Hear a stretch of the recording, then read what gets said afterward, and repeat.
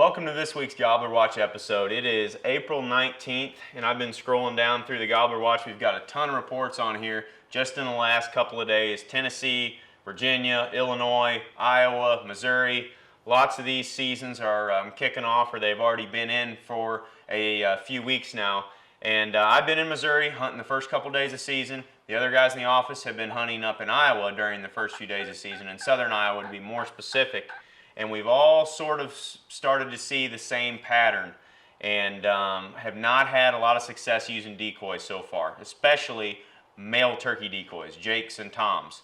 And it seems like on every property that we've been to, there's a dominant Tom or group of dominant birds that have most of the hens corralled up. They gobble really good on the limb, then they get down, most of the hens go to them, and they spend their day with them. It's towards the latter part of the peak breeding season right now, I think, here in northern Missouri. But it seems like these turkeys each time have been subordinate Toms.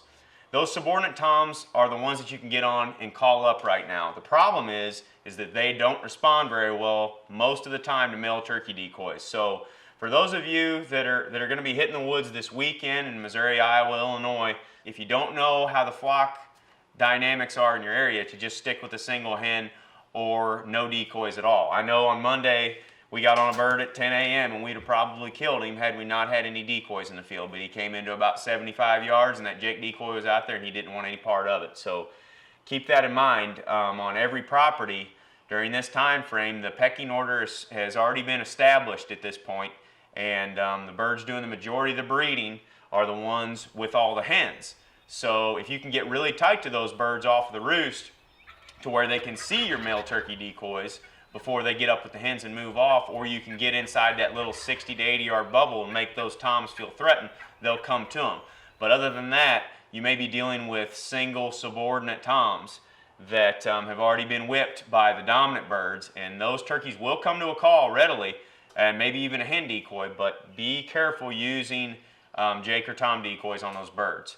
So that's pretty much the report so far from here in Missouri and Iowa. I would assume that the action is going to keep getting better in the next week or two.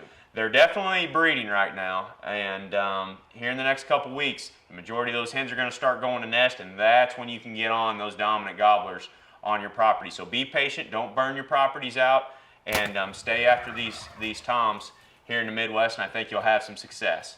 And don't forget, if you want more up-to-date information from your area every day, get on gobblerwatch.com and become a member. It's free. All you've got to do is sign up. You'll get notifications from your area all the time if you want, and you can jump on this page and get tons of information about what other hunters are seeing in your area, so you can make the best decisions, maybe the best decoy decisions to use on your property. But that's going to do it for this week's Gobbler Watch update. We'll see you next week.